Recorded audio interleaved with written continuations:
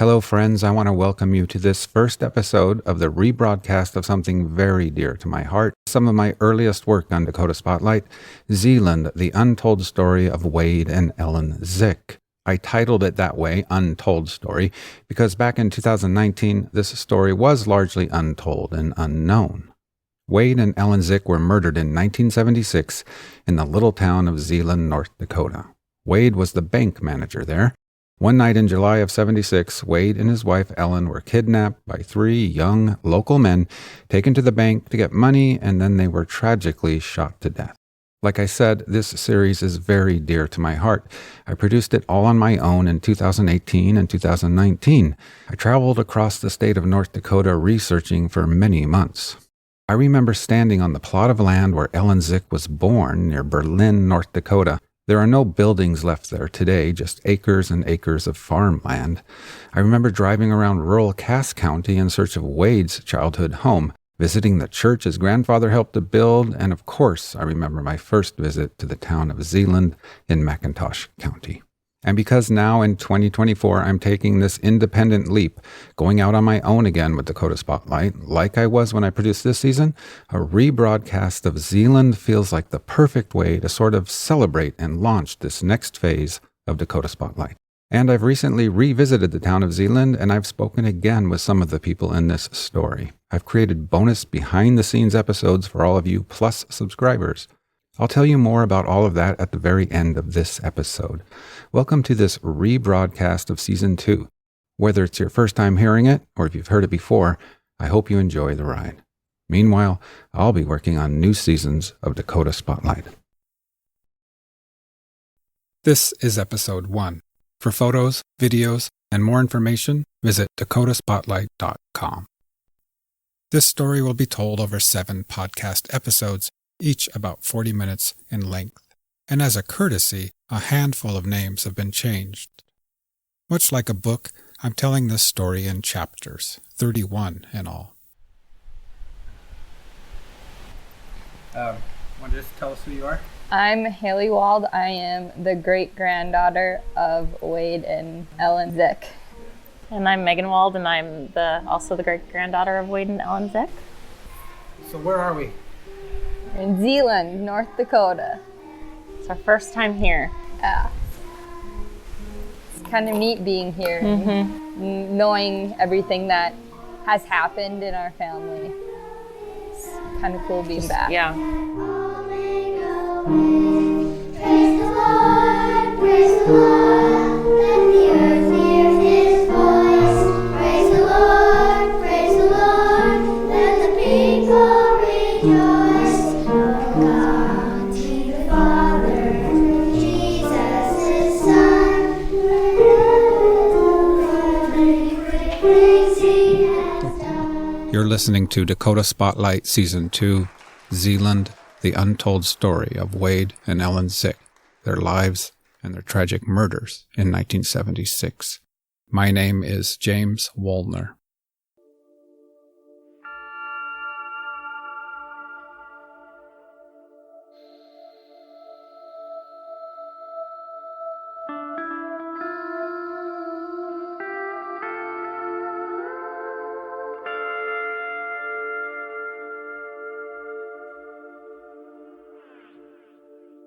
Chapter 1. A Deed Without a Name. In mid-July, along the state border between North Dakota and South Dakota, the sun rises at around 6 a.m. When it does, darkness is replaced with spectacular views of golden and green, wide-open landscapes. The mostly flat horizon reveals church steeples and farmsteads, hay bales, and the occasional fawn, buck, or doe. And there are towns, too, such as Zeeland, North Dakota, which sits just 3 miles from the South Dakota border. When it comes to the weather, a sunrise and its darker alter ego, the sunset, are about all a farmer can absolutely depend on here. Aside from those two givens, each morning in the Dakotas is just another day armed with potential barometric threats. Well over a century ago, European settlers here learned quickly that they must keep a close watch on the heavens and to always expect the unexpected. To this day, farmers constantly hold one eye on weather reports and the other on their crops, their grain bins, and the sky. During the summer months, it's always just a matter of time before sharp hail or rain or perhaps a tornado will roll into town. And the winters bring blinding blizzards and penetrating lethal winds. But really, at least back in 1976, it was only the weather gods that were considered to be unstable. Aside from that, life was predictable in Zeeland. Not only predictable, it was for the most part non-threatening, friendly, quiet, and safe. On July 11, 1976, about 2 hours before the sun rose, most of the 300 inhabitants of Zeeland lay asleep in their beds. For them, the last thing on their dreamy minds was that this Sunday would be different from any other. Not everyone slept, of course. The July heat kept some people awake in their beds. For those who gave up on sleep, there were few distractions to be found on TV. My mother-in-law said traveling was bad for you. She said it addles the brain. You must have traveled a lot when she was young. One option was a movie called The Buster Keaton Story, which started at 3 a.m. on station KFYR. It's easy to imagine at least one or two of Zeeland's insomniacs plopped down in front of the television with a glass of milk as the flicker of black and white dances around their living room. What's the matter? Mr. Keaton's in jail. So drunk he didn't know who he was. I'll send someone down to bail him out. One thing is for certain about that night. While the Buster Keaton Story aired, at least 6 people were awake in Zeeland. One person was Bernice Levi. Northeast of town, Bernice had spent much of the night tossing and turning in her downstairs bedroom. All of the windows were open in the farmhouse that night, an attempt to cool down the home before the July heat would return with the morning sun. Not far away, a 1968 four-door Chevrolet traveled slowly under moonlight and made its way along a section line between rows of crops. In that car were 5 people. 2 of the passengers, a man named Wade Zick and his wife Ellen, were elderly in their mid-60s, and the other 3, one driver and 2 passengers, were young men aged 18, and 21. The car came to a stop next to an oblong pit full of rusted car fenders, discarded washing machines, and other junk. A few trees drew defiantly amongst the dead debris. Perhaps Shakespeare would have described the place as a sunken cauldron, littered with the boiled-down remnants of an extinct civilization. The driver killed the engine, and the hum of the blue and white vehicle was replaced briefly with the pre-dawn silence of the North Dakota prairie. All 5 exited the car. Holding a shotgun, one of the young men led the elderly couple into the pit and then ordered them to sit down on the ground against a tree trunk. Wade and Ellen Zick, who were dressed only in their pajamas, did just as they were told. Then the man with the shotgun turned and looked up towards his companions, who were standing next to the car. Beyond their silhouettes, he could see the twinkle of daylight attempting to interrupt this moment of darkness. It was that odd, almost nonsensical hour of the day when it's no longer nighttime, and yet somehow it's not daytime either. A dim and disturbed moment where one might imagine the 3 witches working when Macbeth enters and asks, "How now, what is it you do?" And the 3 witches answer in unison, "A deed without a name." Some call this hour of twilight a type of no man's land, both day and night. Others might argue that it is neither of those things. Perhaps it's a moment of nothing. For those 5 people, however, it was not to be in any way a moment of nothing. For them, for all 5 of them, it was to be their moment of absolute everything. This everything took less than 10 minutes. During this minuscule sliver of human history, decisions were made and actions were taken that, once committed, would change everything for scores and scores of people. The man with the shotgun called out to his 2 companions. He said, "Hey, bring down the rope." Bernice Levi had just fallen asleep again when she was suddenly startled awake. She was 48 years old at the time. When I met her in May of 2019, she was 92. Well, there was just a hill across, where our farm was. Well, it was so warm, and we had all the windows open, and I heard a scream, and all of a sudden there was a shot, and I jumped out of bed and I went upstairs to see if all the boys were at home, and they were all sound asleep. And then I went back down and went to bed. I never thought anything of it. Till later on, I thought, well, I heard that. Assuming she had just heard some kids playing with fireworks from the recent 4th of July celebrations, Bernice returned to bed. She hoped for a few more minutes of sleep before that predictable 6 a.m. sunrise. And sure enough, just like clockwork, like any other Sunday morning, the sun did rise that day.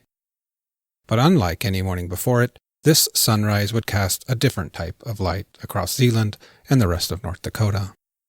This light was harsh and unflattering. And in fact, if you ask anyone who was there, they will tell you that ever since this dark source of light appeared, all of the shadows in Zeeland, the shadows of the churches and homes, the shadows of the school, the water tower, the farmsteads, even the shadows of the people themselves, they have all changed. Their contours draw figures that look just a little bit quiet and sad. Some of them are lonely shadows, but just like this story, they are also very real and very true.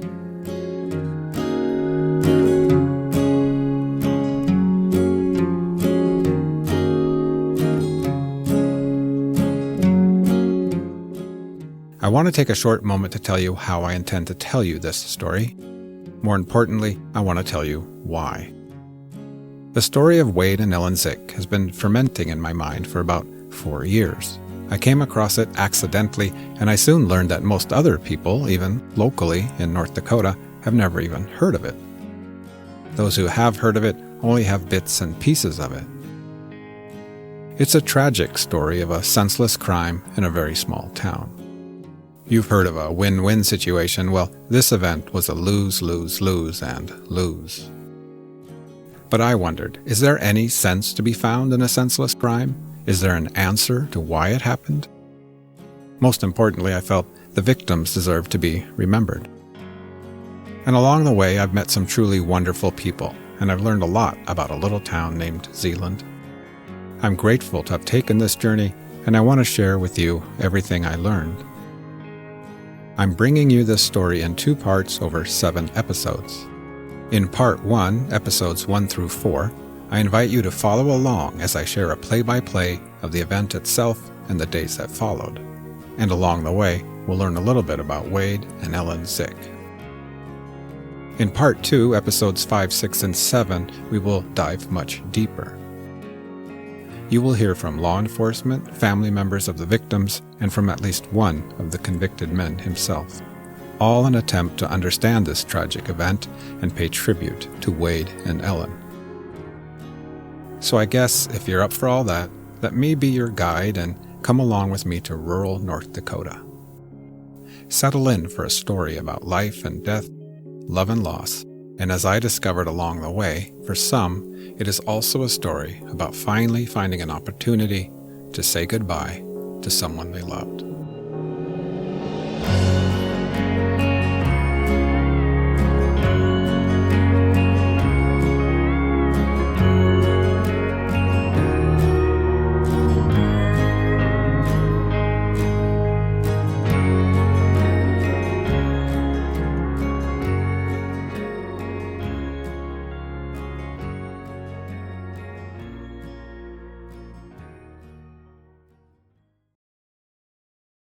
Chapter 2, Sunday Morning Sidewalks. July 11th, 1976 was a Sunday that many Americans welcomed. Across the nation, people meandered throughout the day in no real rush or direction. People were tired, after all. Exactly 1 week earlier, on July 4th, the nation had thrown itself one heck of a birthday party, and in many ways, the country was still nursing a bicentennial hangover. Americans had seen enough excitement for a while, seen enough confetti and firecrackers. Today would be a much-needed day of rest and recovery, a quiet day saturated in nothing but sweet normalcy. One person embracing a regular day off of work was Norb Sickler, who was going about his quiet business at his home in Dickinson, North Dakota. Like his colleagues at the Bureau of Criminal Investigation, or BCI, Norb could not have known that his trajectory that day would soon get punched off of its usual orbit. And in another town near Zeeland, a place named Wishick, McIntosh County Sheriff Milton Wiest was enjoying the summer day too. His son Glenn was home for the summer from college, and for Milton Wiest, everything seemed in its place in rural McIntosh County, North Dakota. At the western end of McIntosh County, in the town of Zeeland, those who began that Sunday by turning on their television sets were offered an array of kids' programs and evangelistic and religious broadcasts. In every book of all the Bible, all 6 shows like Meet a Friend, Rex Humbard, Vegetable Soup, Treehouse Club, and Oral Roberts, and more. McIntosh County lies in south-central North Dakota, an area often referred to as Germans from Russia country. That's because the area was settled predominantly by Germans and a culture of people known as Germans from Russia. Nearly 120,000 people of German heritage left Russia for the U.S. between 1870 and 1920. A lot of them settled in the Dakotas. This area's most prominent celebrity is Lawrence Welk, the American musician, bandleader, and host of The Lawrence Welk Show. This native of Pennsylvania wrote songs of the South, which have survived over 100 years. Lawrence Welk grew up just 30 miles from Zeeland, and that accent, his way of speaking, that's his German heritage seeping through. And you can still hear and see that heritage to this day. Go to any small-town restaurant or diner in south-central North Dakota, and you will find traditional German dishes on the permanent menu. Well, of course, you have the cheese buttons down in this area, the fleschkikla, the sauerkraut noodles, pickling watermelon. I guess they pickled like a lot of stuff besides watermelon, green beans, almost everything they like to pickle. This is Brian Grove, the site coordinator for the Lawrence Welk Homestead Museum, located near the town of Strasburg, North Dakota. German-Russian Triangle, and it's a lot within the 3 counties here, McIntosh, Logan, and Emmons County, where they're very prevalent in that culture. Very proud, and even just proud of their heritage a lot. They're very traditional. They're very proud of their foods and all their customs and their religion and their home stories that they came from. I guess from living down here, a lot of them would describe themselves as stubborn. As they would say, stuck in their ways, but they're very proud of where they came from, so that's why they don't want to forget.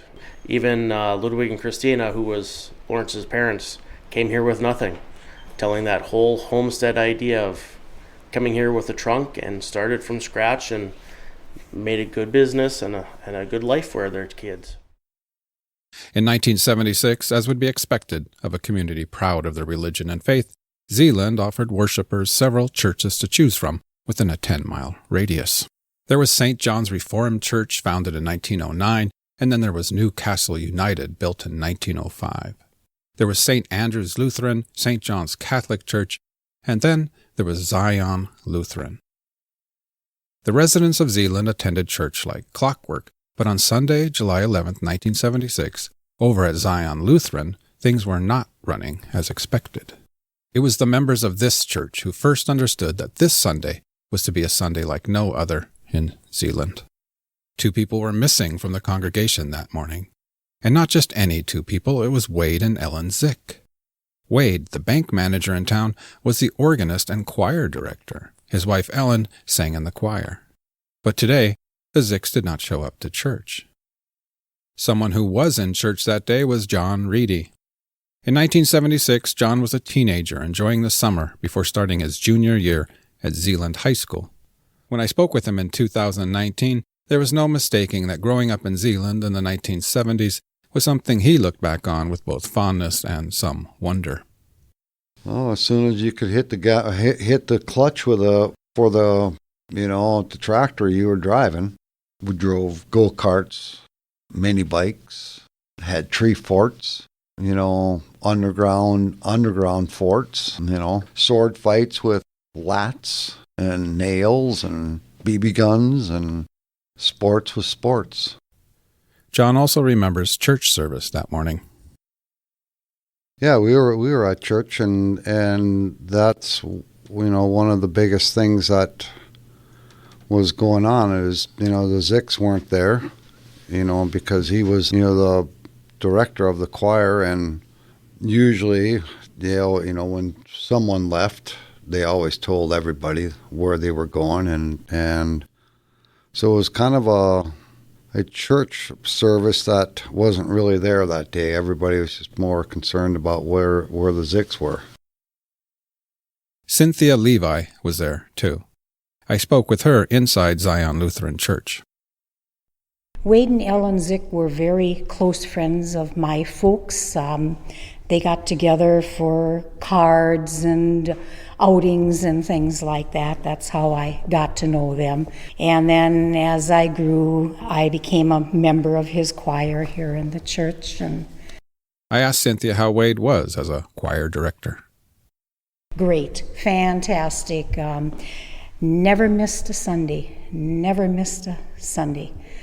So dedicated. He had family in Bismarck and actually made some remarks. I'll never forget the remarks he would make about not being able to spend the weekend in Bismarck with his family because he had to be here to play the organ and direct the choir, which cut into his family life, but he was a very religious man.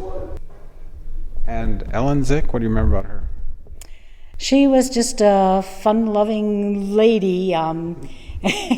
Loved to play cards. They sat around the kitchen table, and the ladies would get together once a week, and they would have their coffee in the afternoon. One of the ladies would do the baking for the week. They had a designated day, and they got together, and they played cards. She loved playing cards and that.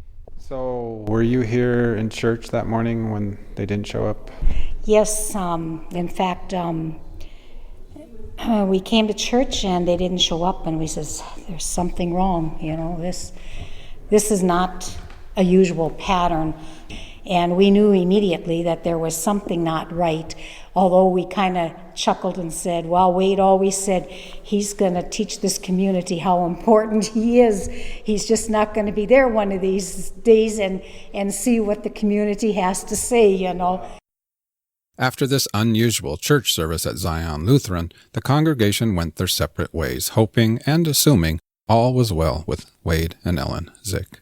They would be turning up in town at any time with a comical story about their very atypical absence from church that morning.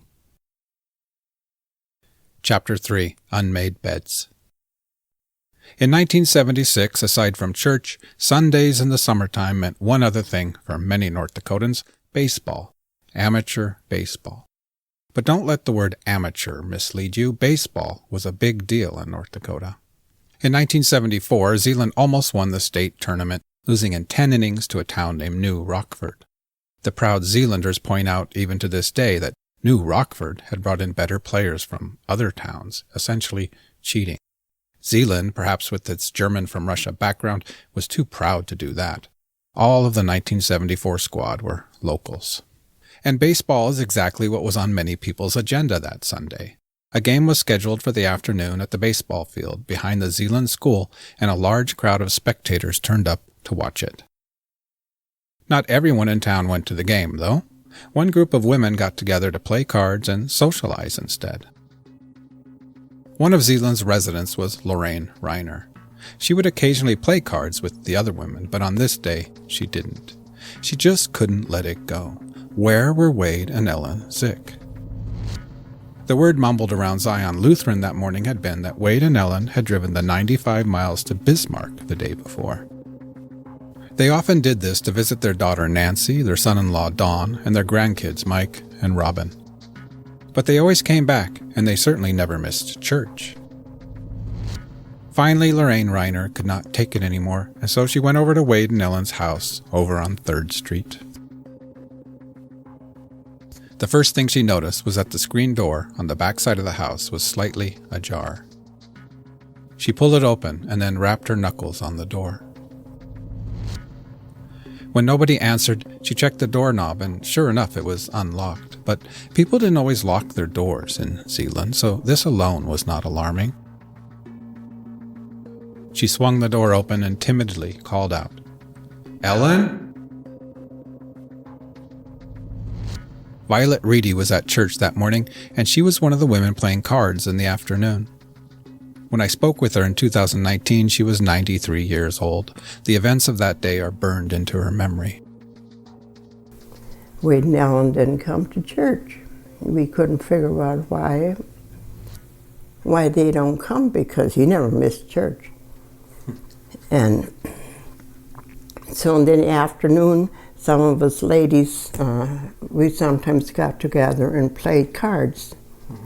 But Lorraine Reiner, she didn't. And then later in the afternoon, she finally went over to the house to check on him, to see what was going on, you know. She went to the house, she went upstairs and everything. Lorraine climbed the stairs slowly, calling out for Wade and Ellen. Once upstairs, Mrs. Reiner found their bedroom and pushed the door open. There was no sign of the Zicks. However, she did make one alarming discovery. The Zicks' bed was not made. Unsettled and a little scared, she hurried down the stairs, rushed home, and called Francis Streifel, Wade Zick's assistant at the McIntosh County Bank. Something was not right in Zeeland, North Dakota.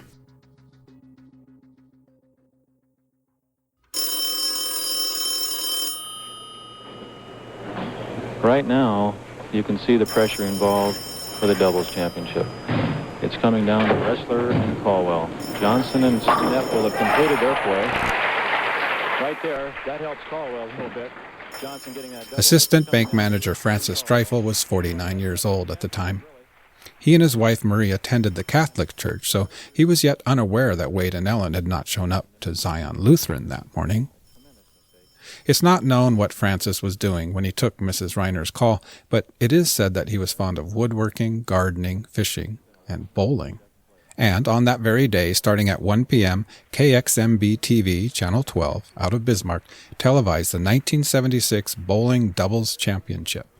It's easy to imagine Francis sitting in his home watching this bowling tournament. It is especially easy for me to imagine it because I recently spent the night in that house. Today, the formal Streifel home is a lodge available to hunters and other overnight visitors to Zeeland. Downstairs is a small kitchen, and next to it, a living room. If Francis was indeed sitting in that living room watching that bowling tournament, the following would be exactly what he was watching at 2:25 in the afternoon, just before he got a call from Lorraine Reiner. They've got the match won. So Paul Caldwell and Don Johnson are our national doubles champions. 25th PBA title for Don. 25th, prizing of Dick Weber. And then perhaps Marie, his wife, answered the phone, listened for a moment, and said to her husband, "Lorraine Reiner wants to talk to you. She seems upset. Something about Wade and Ellen?" Francis rushed to the bank. Maybe Wade was there, he thought. Maybe he fell and he was injured. Certainly there was some explanation. He parked in front of the bank at the northern end of Main Avenue, and then he scooted up the front steps with his key in hand. As it turned out, he didn't need the key. The front door was closed, but he found it unlocked. He swung the door open and stepped inside. "Wade?" he called out. He checked the burglar alarm. It was switched off. He inspected the offices first and found nothing out of order. Behind the wooden counter in the back of the small building was a staircase to the basement. Francis went to the stairs, but then he noticed something immediately. The back door to the bank was ajar at least 4 inches. He opened that door, too, and peeked outside into the area behind the bank, surveying and searching for anything that might help this make sense. Certainly Mr. Streifel's heart rate must have picked up at this point. He turned on the light switch to the basement and then descended the stairs carefully.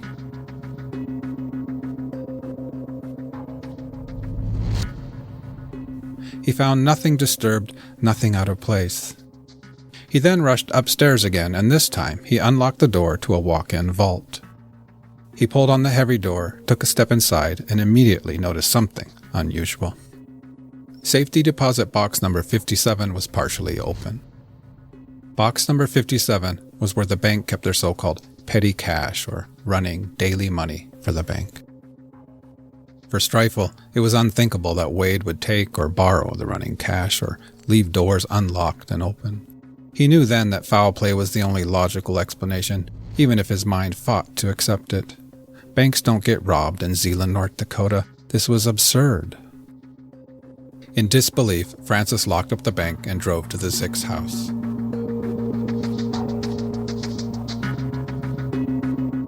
It took him about 60 seconds to arrive at their back door. He entered the house and called out for the Zicks. No answer. No one. Finally, Francis walked out to the detached garage behind the house. Perhaps his heart sank a little when he discovered the Zick's car was there, exactly where it should be. It was time to call the police. Chapter 4, Search Party. At 3:20 in the afternoon, McIntosh County Sheriff Milton Wiest picked up his phone at his residence in the town of Wishick. A very agitated Francis Streifel told him what was going on over in Zeeland, some 35 miles to the west. The sheriff did not waste any time. He had his wife Mildred call Assistant Deputy Paul Ruid in the nearby town of Ashley to tell him to meet the sheriff over in Zeeland as soon as possible. As it turned out, they met up 15 miles outside of Zeeland instead. Perhaps on his drive down towards Zeeland, Sheriff Wiest got to thinking that this could possibly be a dangerous situation. Maybe he didn't want his deputy cruising into Zeeland by himself. They met up at the junction of Highway 11 and Highway 3, and then, a few minutes later, they pulled into Zeeland together at around 3:45 in the afternoon. When they arrived at the bank, there was no one there. So, this county sheriff started doing what he had to do. He improvised. He stopped the first person that drove by and asked him to go tell Francis Streifel to come to the bank at once. In a town where everyone knows everyone, this was the most efficient way of getting in touch with Streifel. And it worked. Within 5 minutes, Francis came tearing up the street in his car, and then the three men, Wiest, Ruid, and Streifel, entered the Zeeland branch of the McIntosh County Bank. The assistant manager walked the men through the building, pointing out the open safety deposit box and the missing cash. He showed them how he found the back door, ajar. Sheriff Wiest, satisfied that foul play was involved, set things into motion quickly.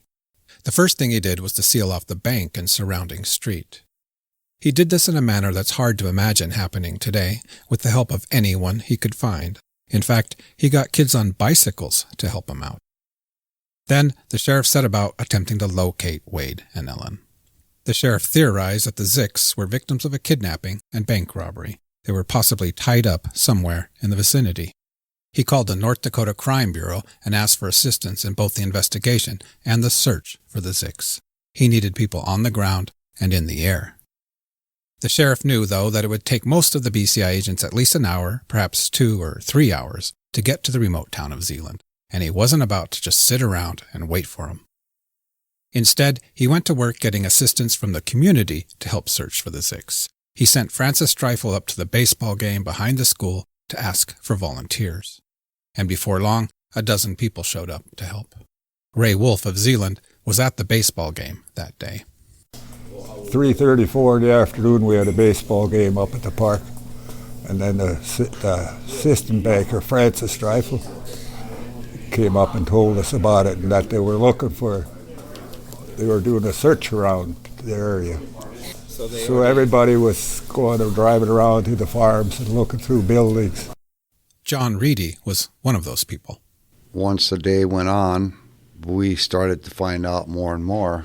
We were at a baseball game, I believe, and we came back and we stopped at the bank. And they said, okay, you guys go out and look through homes. And a lot of us that had motorcycles and stuff like that, we went out and searched around. Sheriff Wiest split these volunteers up into 4 groups. The idea was to start searching close to the bank and then pan out further and further in all 4 directions, checking every building or structure. Word spread quickly around town then, and baseball games and card games were suddenly deemed unimportant. Lorraine Reiner barged in on Violet Reedy and the other women playing cards. And then she came to Irene's where we were playing cards, and she said, Wade and Ellen were kidnapped. Well, we threw the cards away and everybody went home. Before long, it seemed like more than half the town was looking for Zeeland's banker and his bride. 250 driving miles away in Dickinson, North Dakota, Agent Norb Sickler got a phone call. At the other end of the line was BCI Agent Dick Hildy. "Hey Norb," he said, "Sheriff of McIntosh County has requested assistance. Looked like the bank was robbed and the banker and his wife might have been kidnapped. Get out there as quick as you can and take the lead."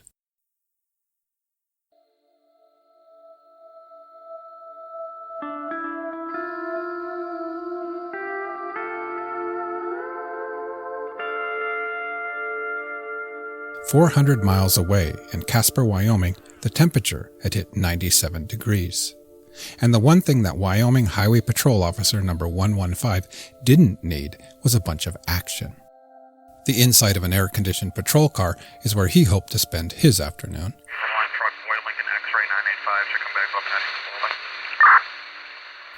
But when he witnessed a blue and white 1968 Chevrolet doing 70 miles per hour in a 55 zone, he hit his lights and he pulled it over to the curb. The patrolman, a man named Bloomfield, ran the out-of-state plates through dispatch. They were North Dakota plates with the number 26-696. While he was waiting for dispatch to respond, Bloomfield watched as the driver of the Chevy got out of his car. He looked to be a young man in his early 20s. He had dark hair down to his shoulders. In addition to a blue baseball cap, a light-colored T-shirt, and faded blue jeans, the young driver also wore a pleasant smile. Through the back window of the Chevy, Bloomfield could also see two passengers. Dispatch responded to Bloomfield that there was nobody looking for ND 26-696, no outstanding tickets or warrants, not a stolen vehicle. Patrolman Bloomfield pulled the door handle, and before stepping out of the chilled car into the stale heat, he thought to himself, "Well, let's see what North Dakota has sent us today." He approached the smiling kid and told him to fork over his driver's license. His name was David Feist, aged 21. Bloomfield thought he caught a whiff of alcohol on the young man. "Have you been drinking today?" he asked David Feist. "I had a beer or two a while ago. It's so darn hot and all." "Where are you headed today, then?" the patrolman asked him. "To the coast." "Okay, well, I'm going to have to give you a ticket for speeding," he said. "You need to follow me back into Casper and pay a $20 bond at the sheriff's office before you leave the state.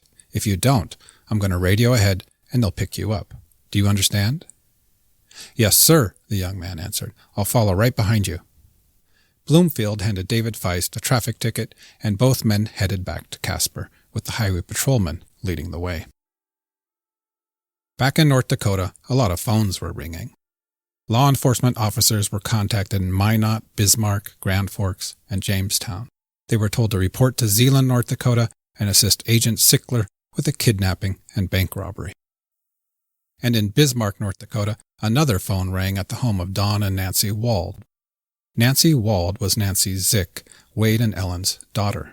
She lived in Bismarck at the time with her husband Don Wald and their two children, 6-year-old Robin and 9-year-old Mike. The Wald family had just seen Wade and Ellen the night before, when the Zicks had driven up from Zeeland to visit. Now suddenly the Zicks seemed to be missing, and foul play possibly involved. As some interesting things transpired around those times. This is Don Wald, Wade and Ellen's son-in-law. We were living in Bismarck at the time. They loved coming to Bismarck. In fact, we had finally reached the point, and I have to admit, we did quite a bit of coaxing and to get them to move to Bismarck. And they were actually thinking about doing that sometime, retiring and moving to Bismarck. Anyway, they'd come up on weekends, and this time that they came up was a day trip. Instead of the weekend, they came up on Saturday morning and went home. It's kind of interesting in that the kids, Rob and Mike, were really fond of them. They really had a lot of fun with them. But that day, when they left, we couldn't find them, Mike and Rob. They were playing at a friend's house, or two different friends' houses and stuff, and they left without being able to say goodbye to the kids, which, that bothered me for years. I don't think the kids thought much of it, especially at the time. Yeah, so eventful time when Grandma and Grandpa would leave, and so. The family jumped in the car and headed down to Zeeland, where meanwhile the search party had scoured every building and structure within the city limits. At that point, Sheriff Weiss told the search party to start looking outside of town, too. He directed several teenagers on motorcycles to search the main highway leading into town. He told them to check roadsides and tree lines. At this point, Weiss told people, leave no stone unturned. In Casper, Wyoming, inside the Natrona County Sheriff's Office, Deputy Bill Robinette was at the front desk. It had been an active day for Natrona County already. A 13-year-old boy had died in an auto accident early that morning, flung out of the bed of a pickup truck, and around noon, a liquor store had been held up by a man with a knife. Robinette was filing papers when a young man in a blue baseball cap entered the building and sashayed right up to the counter to pay a speeding ticket. Robinette studied the citation and the driver's license. Feist, the deputy said. That's an unusual name. I've never seen that one before. The young man smiled. Well, I'm from North Dakota, that's probably why. Then he handed Robinette one crisp $20 bill and added, apparently there was some other guy named David Feist, a guy who drowned to death. Sometimes people have confused me for that guy. That's happened to me a couple times. Robinette filled out the paperwork for bond number 7551, speeding 70 in a 55 zone. He pushed the logbook towards David Feist to gather his signature. So where are you headed? Picking up a ballpoint pen, the young Feist answered, to the coast. Which coast? The deputy asked.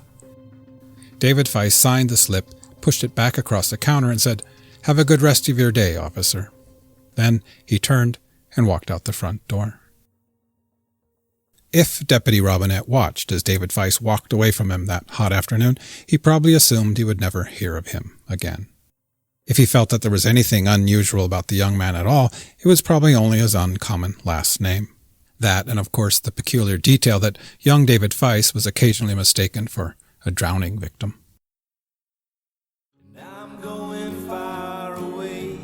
Permission to use the songs North Dakota, Mile Marker, Cold Black River, and others granted generously by Peter Hicks, performed by Sleepy Driver. Check out and support Sleepy Driver's music on Spotify or at sleepydriver.bandcamp.com. That was episode 1 of this Looking Back, this rebroadcast of Zeeland. And yes, as I said there, the music used in this season was by Sleepy Driver and Peter Hicks. In fact, in tandem with this episode today, I've also released an interview with the musician Peter Hicks. It includes an update from him, too. I spoke with him in 2019 and just recently again in 2024. We talk about his music, his life, his thoughts on this season, and more. You can all check that out in your podcast feed today. And all you Plus subscribers, you get access to all the exclusive bonus episodes, including another one I released today with behind-the-scenes stories from this season. And if you are a Plus subscriber in the Ultimate tier, you get your own digital copy of the album Music from Dakota Spotlight by Sleepy Driver. Thank you so much for helping me today in kicking off Dakota Spotlight's next exciting phase in podcast land. Episodes of this rebroadcast will be released on Thursdays. Plus subscribers get them 2 days earlier and without ads. Thanks for being here. Meanwhile, I'll be working on what's next for Dakota Spotlight. I'm going to leave you with a sneak peek of the bonus episode released today, exclusively for Plus subscribers.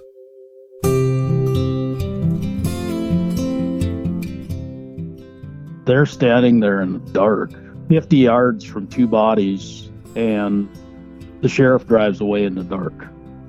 But I spoke with Wes Meitinger. What was his badge number, Kurt? 216. No, you're kidding. Are you serious? Next thing we know, he's coming over, he sees us there standing there scratching our heads a little bit and comes over. Well, when I'm out here on a gloomy Saturday afternoon with a million of these stupid birds chasing me around and I see two vehicles over there. I think it gives hope that healing can come after tragedies.